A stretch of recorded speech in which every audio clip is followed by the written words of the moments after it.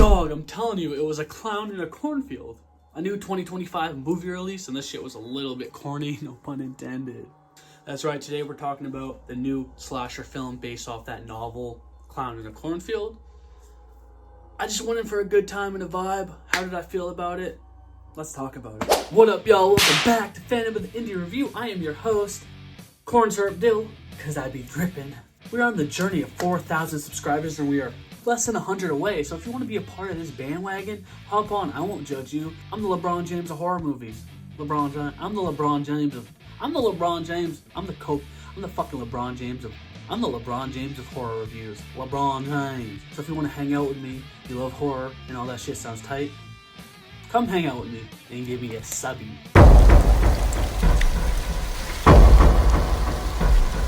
I'm gonna be real with y'all, I'm not knocking this movie. Inherently, it's just exactly what you expect. It's a typical slasher with kind of a cool premise.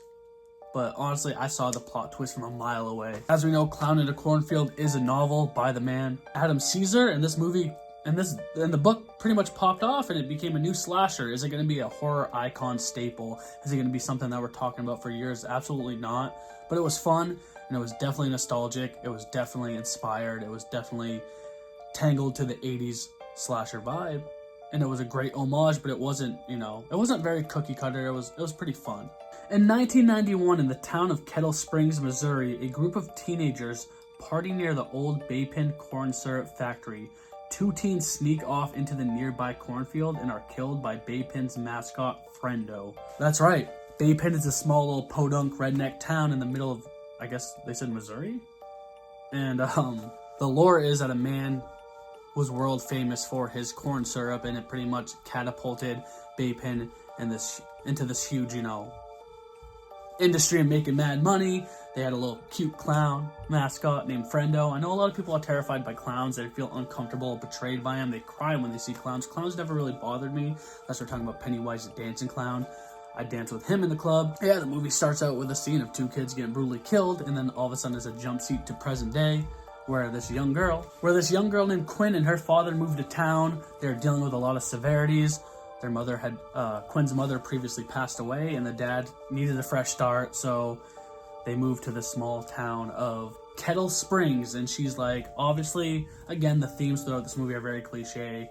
It's a loving, cool, independent dad who's grieving the death of his wife, and she's all rebellious and angsty and like, Dad, I just want to go back home. But, right off the rip, they get to town. I love the cinematography and the vibe of this town, wherever they chose to film. The house they move into reminds me of a house like I would have lived in and grown up in New Hampshire. It was kind of eerie. It was just nostalgic. They're in town. She's complaining about the Wi-Fi, and then as she goes to leave for school on her first day, this dude knocks at the door. He's the neighbor. He's the oddball weirdo named Rust, and he's like, I'll walk you to school. From there, she gets into class, and the teacher's like, you're late. It's just like, everything about this entire script until towards the end is very conventional. And she ends up getting detention for speaking up for herself. And as she gets into detention, she meets the cool kids in town, led by heartthrob sexy man himself, Cole. I like this guy. Something that I thought was very unique and cool is that this group of kids, all the grown-ups in town don't fuck with them because they are accused of burning down the Baypin factory.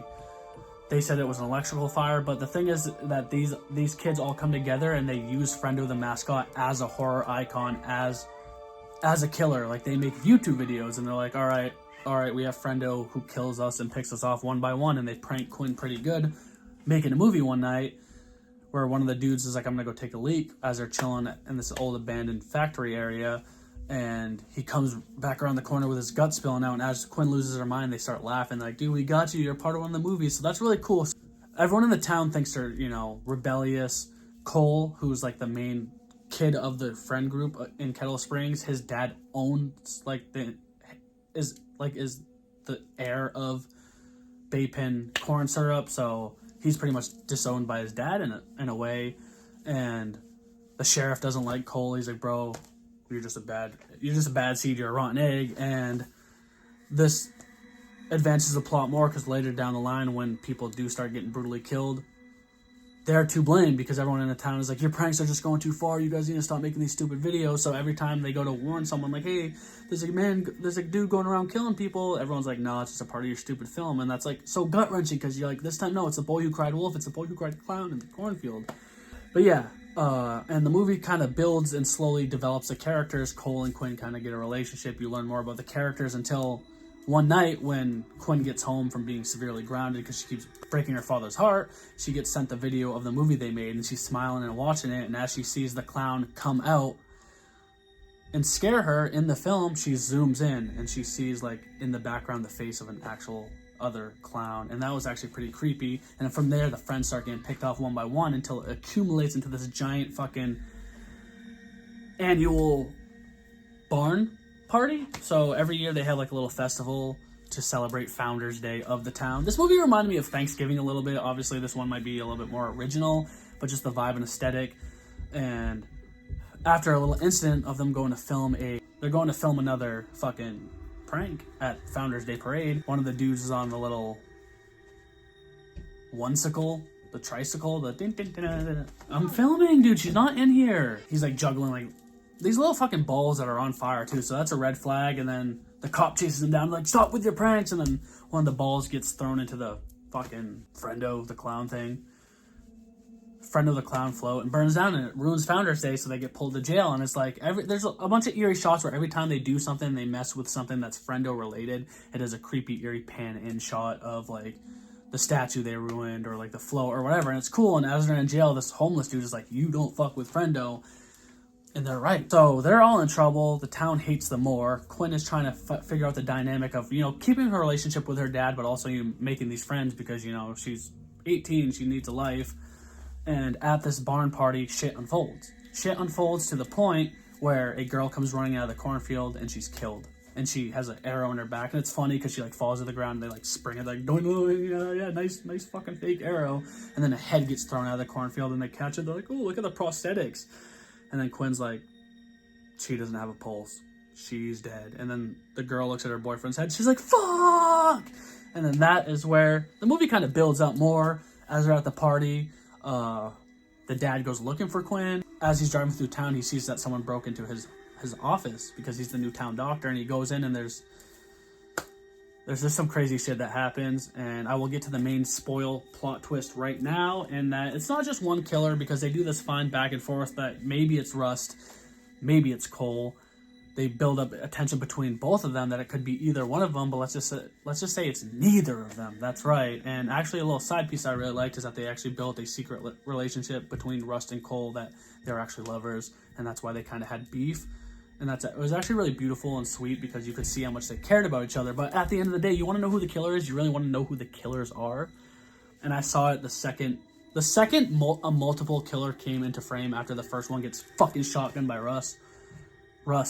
The killer is the majority of the town's parents. That's right. From the sheriff to the waitress to the teacher they all bullied at the beginning, to Cole's dad himself, and they're just stuck in their ways. It has a nice moral message of them being like, the hippies came, the grunge rock scene came, and they ruined our town, but your generation that makes YouTube videos and makes fun of everyone is the worst. And then Cole's like, dude, did it ever occur to you that you're just afraid of change? But essentially, yeah, Cole's dad burned down the building. Cole's dad is killing off all these kids, and he's psycho, and I can't remember the actor's name. The dude that plays the sheriff, I believe, is Will Sasso. So I should have known he was a killer, because usually when they have a bigger celebrity name in the movie, they end up being a crazy part. But the other dude, I think he was from Annabelle. I can't remember the actor's name. I'll show a picture. He was great as Cole's dad.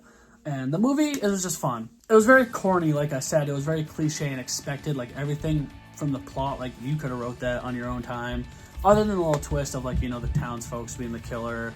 And the fact that they're making YouTube videos, that was really unique. But all around, it was just a fun time. It was a movie you could watch with your homies and genuinely have a good time. And it was though it was carbon copied, it had a lot of heart, and it wasn't boring, and it wasn't uninspired. It was very fun. And the clown itself was pretty cool. There were some kills in there that are actually quite brutal. There wasn't a lot of kills, or they were few and far in between, but every time they hammed up the blood, the gore.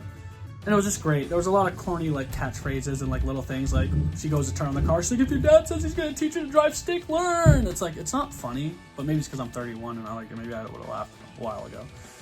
But The acting's good. I really like Quinn and Cole and the whole crew. The dad was really likable. You were rooting for them at the end, and at the end it was just a fun movie all around. But yeah, did you guys see this movie? Comment down and let me know. But thank you so much for watching. Please subscribe, give me a thumber, hit that ding ring button, or else I'm telling you, hey, it's me, I'm here, and I'm gonna say it one time for the one time and two time for the O's. Give me a hell yeah. For what? For horror. He's practically a local legend. That's how you make a motherfucking teaser, dude. It's coming back in fall too. Oh, maybe y'all ain't gonna be able to tell me shit in October. But head ass, yes, they could have showed a little bit more creepy.